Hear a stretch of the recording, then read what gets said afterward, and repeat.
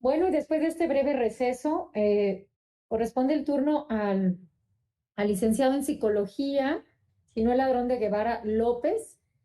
Él tiene diplomados en formación psicoterapéutica cognitivo-conductual.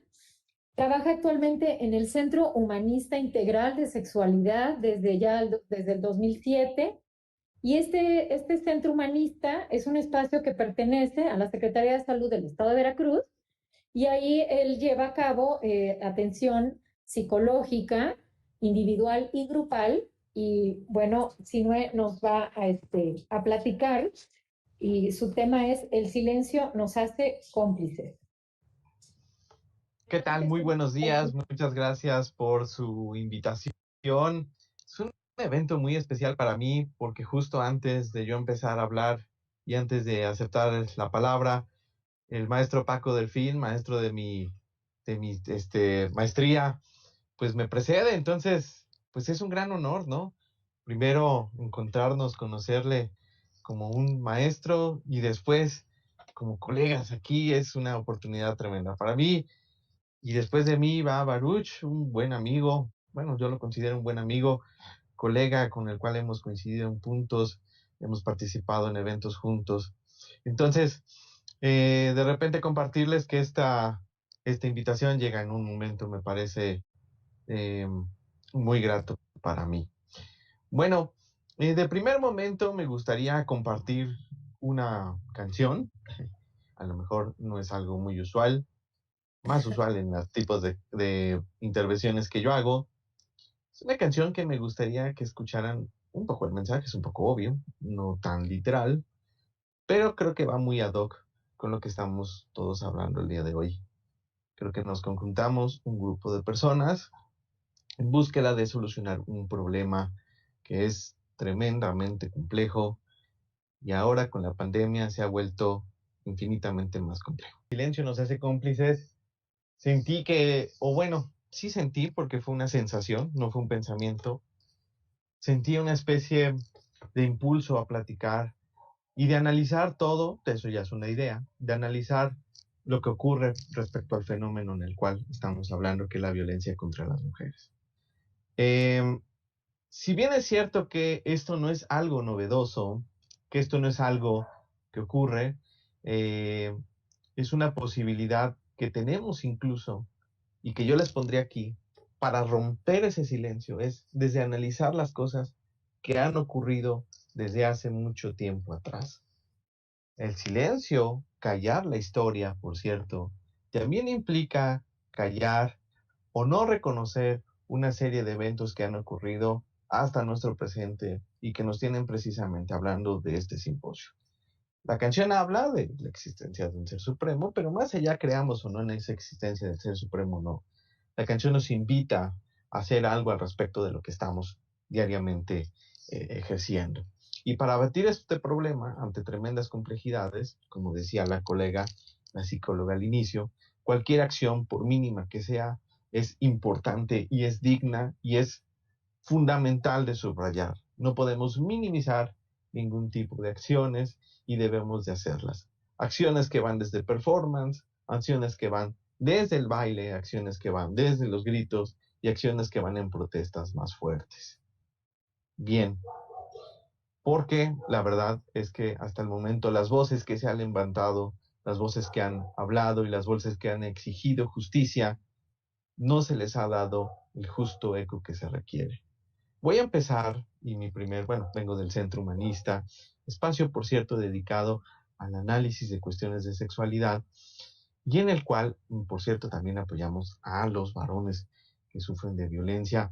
He tenido la fortuna de conocer a la doctora, bueno, que conozcamos como equipo a diversos personales que intervienen en este programa de la prevención de la violencia, y hemos podido coordinarnos con ello para realizar una serie de acciones como son talleres y la atención personalizada. Bien, este imagen que pongo al inicio, ¿no? Me parece importante como un punto de partida para analizar, porque luego llega a ver, y he escuchado muchos comentarios, ¿no? Que de repente la lucha feminista, la lucha por un movimiento igualitario en los géneros, y así hay que decirlo, este, tiene su origen técnicamente en una especie de moda, como si de repente todos nos hubiéramos levantado el día de hoy, hubiéramos creado un grupo de WhatsApp y nos empezáramos a hablar de estos temas como si fuera algo totalmente novedoso, ¿no? Es un tema que cuando menos podemos situarlo en el 1900, inicios del 1900, finales del 1800, ¿no? Y obviamente toda una serie de historia que puede llegar a ver.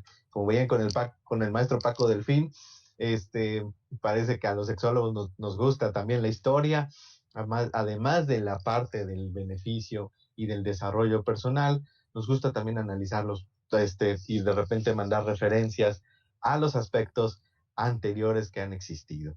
Y bien, como pueden leer por ahí abajito de los logotipos, dice, estudien para que no crean que las mujeres lograron el voto diciendo por favor. Y no solamente recordar las fechas, y no solamente es decir que en tal fecha en Inglaterra se empezó a hacer un movimiento y que después en Estados Unidos se empezó a hacer otro tipo de movimiento. No, para nada. Es simplemente entender las formas también y los momentos en los cuales se fue realizando este tipo de circunstancia. Romper el silencio también es una estridencia que implica revolucionar lo que en un momento dado estaba estático. Podemos decir que el ruido que se genera también es una especie de cambio, ¿sí? Y insisto, cambio revolucionario en muchas ocasiones, ¿sí? También un poco la intención de la música, aunque me predicieron unos videos, también un poco cambiar los estilos, las formas y las circunstancias en las cuales podemos comunicarnos. Pues bien, así empieza, digámoslo así, este punto de partida de una revisión histórica en las cuales las mujeres buscan e intentan tener un principio que es el de poder votar, el de poder elegir, pero que va a significar también una lucha por su ciudadanía. El silencio se rompe en este sentido en el hecho de simplemente la existencia. Es decir, el votar no es simplemente ir, como lo vamos a hacer el próximo 6 de junio, tachar y regresarnos a la casa, ¿no? Va a implicar o conlleva o sustenta o implica la posibilidad de manifestar mi libre decisión, pero sobre todo decir que estoy presente. Y significa también tener una representatividad que me acceda al poder en el cual tengo la capacidad de ejercer por ser una persona que existe en esta sociedad. Bien, no es un movimiento, por cierto, exclusivo de Europa, norteamericano o de otras sociedades. Es un movimiento que también se llevó a cabo en nuestra historia. Y hay que romper el silencio porque de repente la historia se vuelve, y el análisis y los libros, muchas veces como existían los libros de texto, era una especie de narración entre buenos y malos, ¿no? Casi, casi que era el Santo Carbonario, Blue Demon y el Bulldog peleándose ahí y de ver quién era el bueno y quién era el malo y quién le arrancaba la máscara a no sé quién para pues, de alguna manera santificarlo. Muchas de las luchadoras sociales han quedado relegadas, pero afortunadamente, no dentro de tanto tiempo, en el billete de 1,000 pesos aparecerán algunas de ellas en representaciones en luchas feministas que existieron desde, como les menciono, desde inicios del 1900. En esta diapositiva les presento, y disculpen, mis diapositivas se salieron de los márgenes, es algo que no tenía yo contemplado al momento de cambiar la presentación. Una disculpa, obviamente mi intención no es faltar al respeto a los logotipos, simplemente se salieron un poco de los márgenes y ya no me dio tiempo, hasta apenas ahorita que abrí la diapositiva me di cuenta que se salieron, pero una disculpa. Bueno, en esta diapositiva quisiera señalar algunos de los nombres de aquellas mujeres feministas, por cierto, que existieron y que permitieron luchar y que permitían o intentaban hacer que ese silencio no permaneciera por muchos años más, aunque tal vez ese silencio hay que seguirlo haciendo y el ruido tenga que venir más fuerte, porque aún todavía hay personas que no sé si sean sordas o se quieran hacer las sordas y no escuchan en este sentido de la lucha que implica la igualdad entre todas las personas, ¿no? Bien, la primera imagen que pueden ver, obviamente está el nombre, Hermina Galindo, ¿no? Fíjense que Hermina Galindo en 1915 funda el seminario La Mujer Moderna, ¿sí? Una publicación que promovió la educación laica, la educación sexual, así como la igualdad de la mujer y los hombres. Me imagino, por ejemplo, ahorita con el nuestro, Paco, que ¿Qué hubiera sido de repente agradable estar en una escuela que ya hubiese cumplido, estuviera cerca de cumplir el centenario, ¿no? Por aquello de que la educación sexual hubiese ido progresando y alcanzando niveles incluso de posgrado desde sus niveles. Bueno, se promulgaba, se intentaba, mejor dicho, se intentaba que se promulgara esta lucha de la igualdad, esta lucha de la educación sexual, pero sobre todo una educación laica, ¿sí? En los cuales de repente es importante decir que se vienen luego problemas morales y se aterrizan en un área que pertenece más al área científica. Recordar que uno de los derechos sexuales con los cuales contamos todas las personas es derecho a una información científica y veraz, no promovida a partir de otros espacios, que dicho sea de paso, no están ni prohibidas ni nada, simplemente pertenecen a otra área que no debe ser la pública. Bien, y Hermila Galindo lo intentó y lo intentó de una manera, lo intentó de otra, pero hasta 1952, fíjense, se convirtió en la primera mujer congresista federal de México. Ella va a aparecer en el billete de 1,000 pesos. La otra mujer que aparece de su lado, bueno, del lado derecho, pero técnicamente en la parte central de la diapositiva, es Elvia Carrillo Puerto, ¿sí? Elvia Carrillo Puerto, quien estaba inmersa en el conflicto que sucedía en la península de Yucatán y que me llamaba mucho la atención, que había participado en 1910 cuando iniciaba la gesta revolucionaria como una espía, sí, como una especie de Matahari, bueno, pero no tan en estos niveles, pero sí una espía, ¿no? Es decir, muchas veces el referente al espía en periodos de conflicto, de guerra, es James Bond, ¿no? Por cierto, un estereotipo muy machista de lo que implica lo que debe de ser el hombre en esos sentidos estereotipados. Pues bien, ella fue una espía y participó en el llamado plan de Selkup, que intentaba romper con esa permanencia en el poder que estaba al parecer muy de moda en el 1910, ¿no? Fue electa diputada en el Congreso de Yucatán, aunque su diputación no fue hecha válida.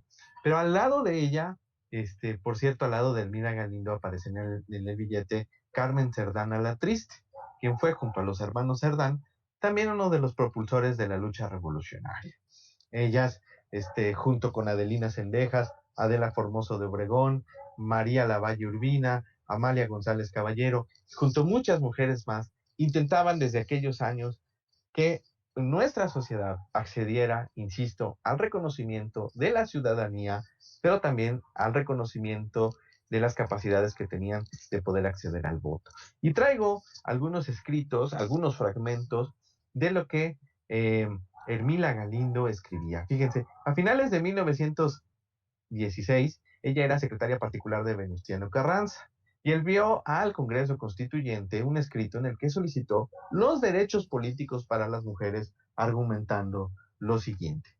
Es de estricta justicia que la mujer tenga el voto en las elecciones de las autoridades, porque si ella tiene obligaciones con el grupo social, razonable es que no carezca de derechos. Las leyes se aplican por igual a hombres y mujeres. La mujer paga contribuciones. La mujer, especialmente la independiente, ayuda a los gastos de la comunidad, obedece las disposiciones gubernativas y, por si acaso delinque, sufre las mismas penas que el hombre culpado. Así pues, para las obligaciones, la ley la considera igual que el hombre, solamente al tratarse de prerrogativas, la desconoce y no le concede ninguna de las que goza el varón. Excelentemente argumentado y empezando a plantear cuál era la circunstancia y la situación de aquellos entonces. Bien, eh, después el Congreso, a pesar de toda esta serie de argumentos que me parecían muy lógicos y muy con sentido, el Congreso Constituyente decidió no incluir el voto femenino en la nueva Carta Magna. Y fíjense que el argumento que les daba era el siguiente. El hecho de que algunas mujeres excepcionalmente tengan las condiciones necesarias para ejercer satisfactoriamente los derechos políticos no funda la conclusión de que estos deben concederse a las mujeres como clase. La actividad de la mujer no ha salido del círculo del hogar doméstico, ni sus intereses se han desvinculado de los miembros masculinos de la familia. No ha llegado entre nosotros a romperse la unidad de la familia como llega a suceder con el avance de la civilización. Las mujeres no sienten, pues, la necesidad de participar en asuntos públicos, como lo demuestra la falta de todo movimiento colectivo en este sentido. Y esos argumentos permanecen, y todavía he escuchado a muchas personas que dicen y repiten casi al pie de la letra estas palabras. Pero no debemos olvidar, y aquí yo les voy a decir que subrayen muy bien, la diferencia que siempre va a implicar la sexualidad, o no diferencia, sino los dos contextos en los cuales se va a desenvolver, que es el marco público y el marco privado. Un marco público dominado por el hombre y un marco privado aparentemente, supuestamente encargado de la mujer, pero bajo el dominio de un varón, que solamente puede existir casi técnicamente en autonomía cuando se presenta la ausencia del varón. Porque muchas veces se habla de que existen familias de matriarcados, un término totalmente incorrecto, por la ausencia del varón mismo. Entonces, no es responsabilidad y no sé bajo qué argumentos se solidifique este pensamiento todavía en la actualidad de que la mujer va de repente a destruir la unidad de la familia, ¿no? Todavía escucho personas que dicen, es que esta sociedad está como está porque la familia ha salido del seno de la familia y ha tenido que ponerse a trabajar y por eso estamos, ¿no? Y de repente argumentos totalmente inverosímiles que no tienen más que ver con el hecho de que en sociedades más justas, más igualitarias y más participativas existe un mejor nivel de vida y un nivel de desarrollo económico mucho mayor. Bueno, pero fíjense que en 1953 se vio realizado el sueño de demasiadas mujeres. Imagínense, desde 1910, 1915 andaban en estos sentidos, ¿no? Y hasta 1953 es cuando el Congreso y el gobierno de Adolfo Ruiz Cortines aprobaron la reforma del artículo 34. Y entonces es donde se le da la voz, porque el silencio no solamente se refiere a hablar y a decir, o sea, se refiere también al cómo yo hago ruido, al cómo yo demuestro mi presencia con firmeza, con representatividad, pero sobre todo rompo el silencio con acceso al poder. Y para ello tendría que haberse reconocido, hasta apenas esas fechas, la ciudadanía de mujeres. Y dice entonces la modificación del artículo, son ciudadanos de la República los varones y mujeres que, teniendo la calidad de mexicano, reúne además los requisitos siguientes. Haber cumplido 18 años de edad, siendo casados, o bien, o 21 si no lo son, y tener un modo honesto de vivir. Esto de la edad se modificó y cambió. Pero se dan cuenta cómo esta parte va a ser fundamental e importantísima.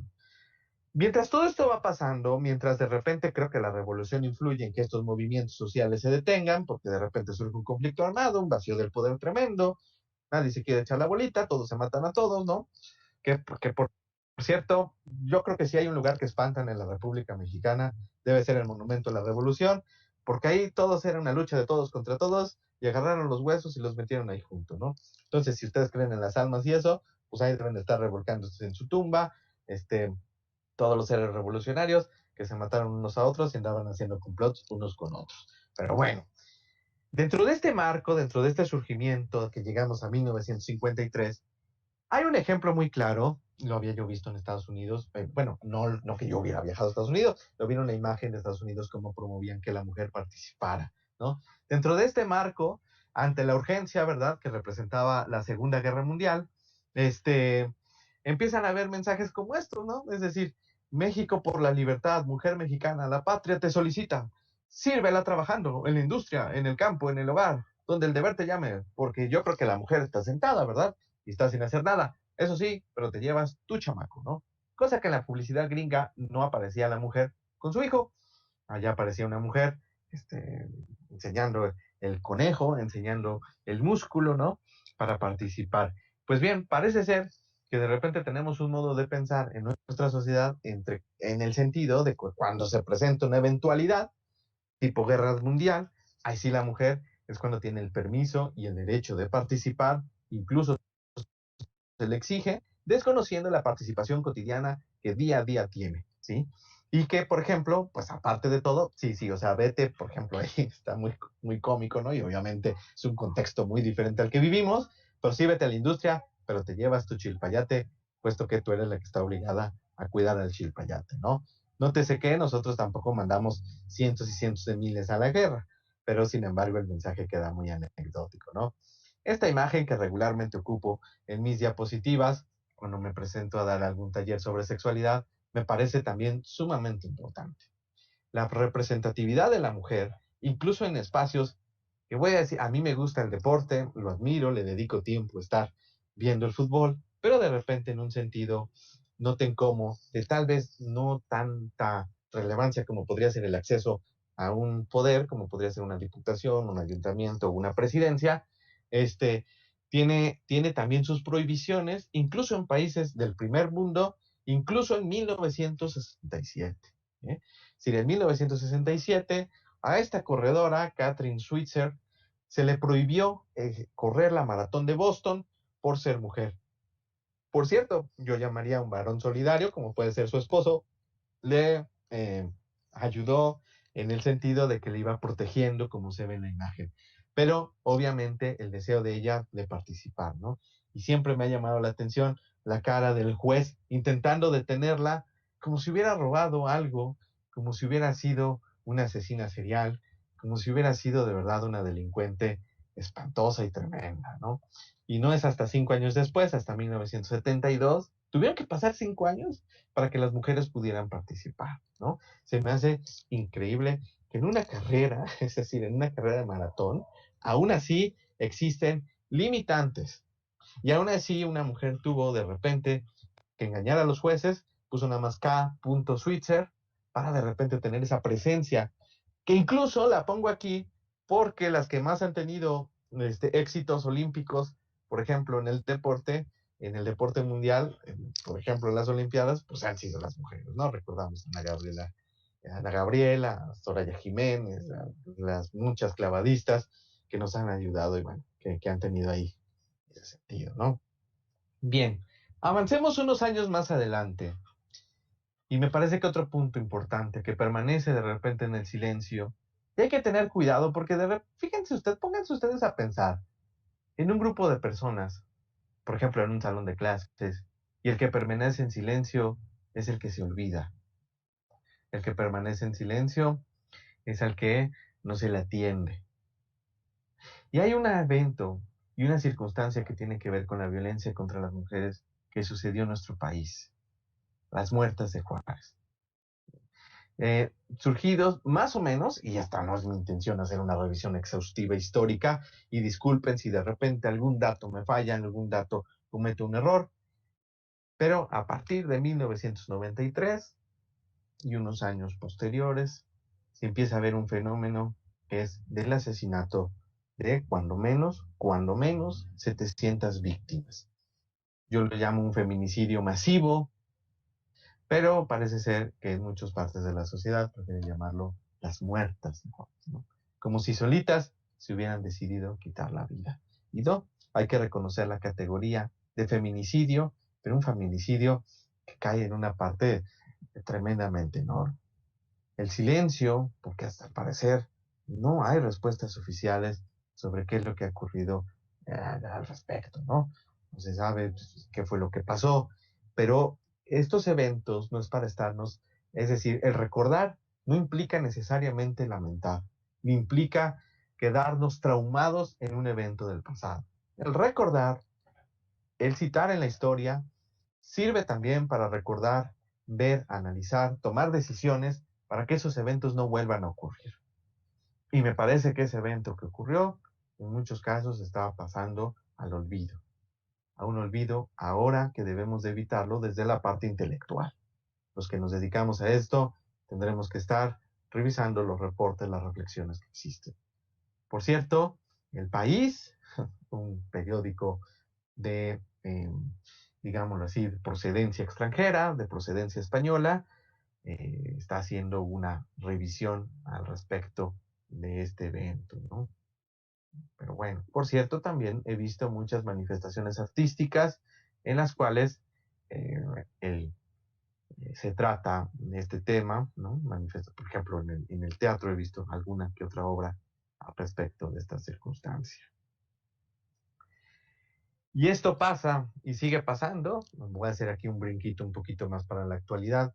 En 2017 surge esta película, 3 anuncios por un crimen, Three Billboards Outside Ebbing. Si no la han visto, véanla, es una peliculaza, ¿no? Una historia que habla de una madre cansada, agotada, fastidiada de la poca justicia que se le hace al asesinato de su hija. Y rompe el silencio con tres anuncios de estos de carretera, ahora muy ocupados, con ya saben qué, ¿no? Con ya saben qué partidos y qué circunstancias, ¿no?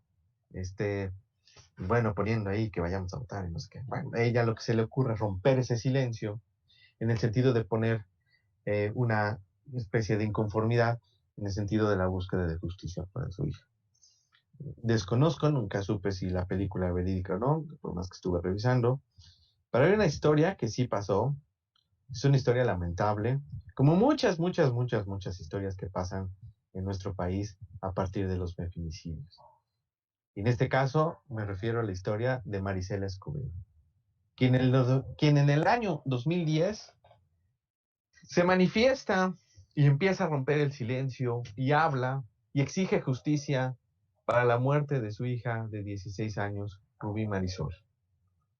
Ella, Marisela Escobedo, es capaz de movilizar, de culpar, de hablar y de incluso llevar a juicio, bueno, a través de la intervención y todo lo demás, al asesino de su hija.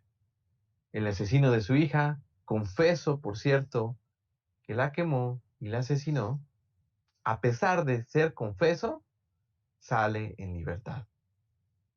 Marisela Escobedo sigue su lucha manifestándose, planta un campamento frente al Palacio Municipal, frente al Palacio de Gobierno, y aún así ella es asesinada, ¿sí?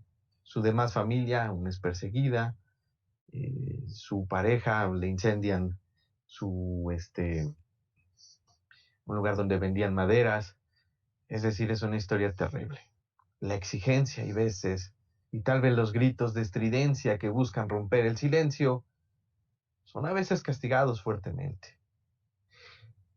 Pero aún así, hay personas que buscan exigir su justicia, porque tal parece ser que en ocasiones para exigir justicia hay que gritar muy fuerte, y hay que gritar demasiado fuerte. Y bueno, no quiero olvidar, ¿verdad?, que hablando de gritos, hablando de canciones y hablando de manifestaciones y hablando de formas en las cuales la sociedad, pero sobre todo las mujeres, ya no aguantan y ya no toleran más violencia, es, por ejemplo, a partir de aquella canción que sucedió en Chile. Me voy a permitir ponerla, espero que de igual manera se escuche. Una canción que me parece que es un himno, que yo respetuosamente reproduzco a partir del material que existe en Internet y del material que existe obviamente subido en YouTube, que es la plataforma más accesible de todos, pero sirve para recordar y para tal vez analizar qué pasa con aquellas exigencias que buscan romper el silencio desde la propia voz de la víctima.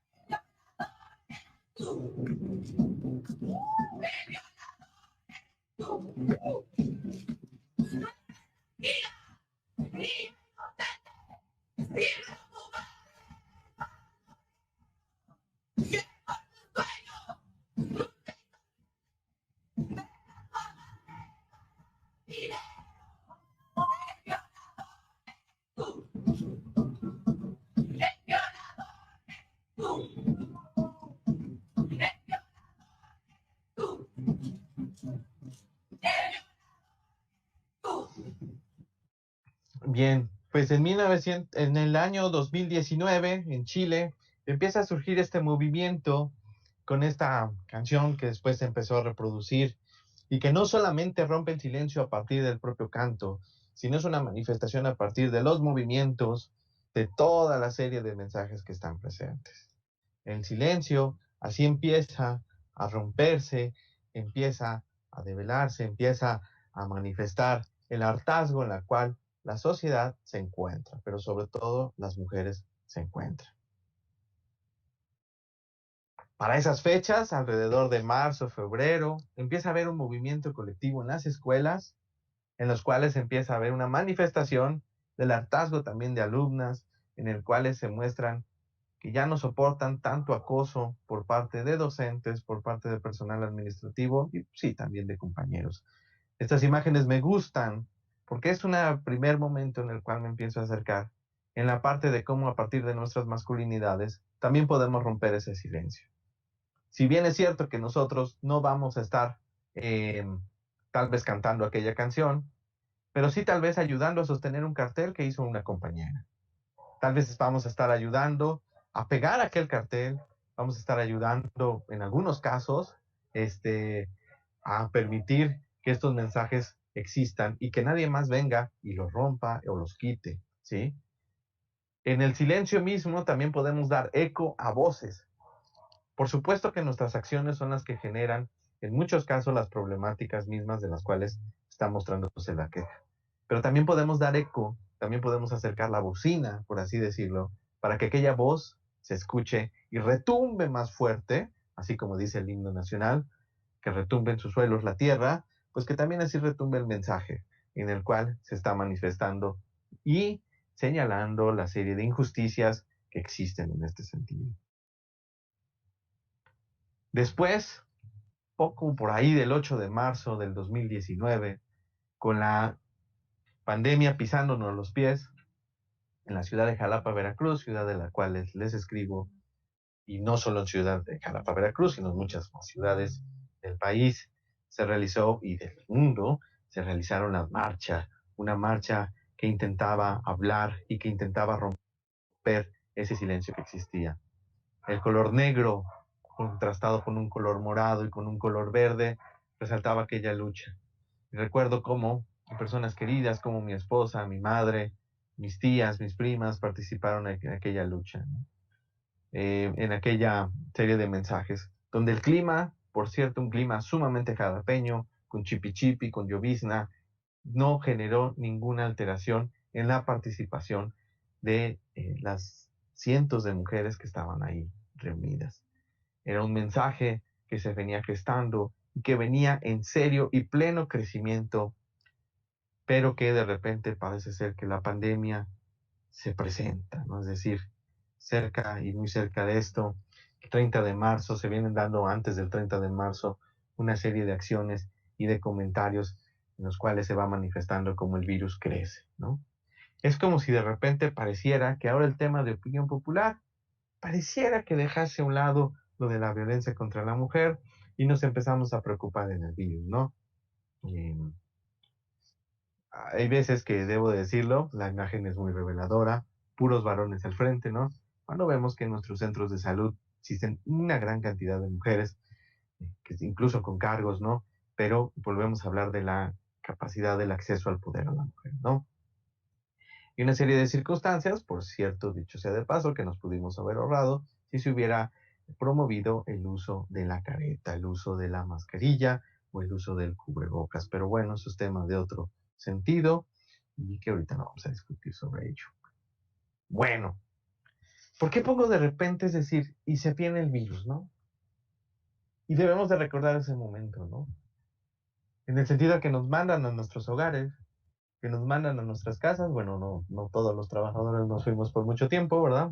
Algunos por menos tiempo nos fuimos, pero bueno, nos envían a la casa. Y tal parece ser que llega a ser hasta una especie como de circunstancia en la cual se intenta olvidar esto que está ocurriendo, ¿no? Todo este silencio, de repente es como el silencio otra vez. Esa calle como la veíamos tan llena, de repente es una calle vacía. Y debemos de recordar una cosa, o de tener presente una cosa. Cuando hablamos de estos temas que pertenecen al tema de la sexualidad, que pertenecen al área de la sexualidad tiene una especie de regla, de ley, pero más que nada es una circunstancia que la pone, que la convierte, que siempre tiene la característica de discutirse, de dividirse entre lo público y lo privado. La sexualidad implica lo que hago de la puerta para afuera y lo que hago de la puerta para adentro. Decía Javier Lizárraga, maestro en sexualidad también, que de repente la sexualidad es una especie de bisagra y que yo decido como quién abrirle esa puerta de esa casa, ¿no? Y a quién no abrírsela, ¿no? Yo decido en un momento dado quién entra a esa intimidad en la cual estoy delimitando y quién no. Y nos mandan a nuestra casa. Y muchos de esos problemas de violencia con los cuales las mujeres están rompiendo y buscan romper ese silencio se da dentro de esos hogares. El asesino, el violador, si bien es cierto que puede ser un extraño en la calle que anda por ahí, no necesariamente es él. Y gran parte de los maltratadores son familiares o la pareja o la expareja de aquella persona, de aquella mujer que es víctima. Y nos mandan a nuestra casa como si de repente este tema se parara y este tema se olvidara, y no es así. De hecho, nosotros mismos somos como especies de casas, es decir, somos diferentes, diversas, con nuestras propias características, juntitos a otros, pero sin revolverse. Por cierto, en el año 2017 pasa esta entrevista, que no sé si la vieron, era una entrevista que estaban haciendo un experto en la BBC de Londres, y cuando está dando la plática dentro de su casa, pues esta niña, y el otro no me acuerdo si es niño o niña, esta pequeñita y el otro pequeñín, irrumpen, ¿no? Porque es su casa, dentro de su privacidad. Ellos tienen derecho a interrumpir, o no a interrumpir, ellos tienen derecho a entrar en el lugar en lo que quieren, ¿no?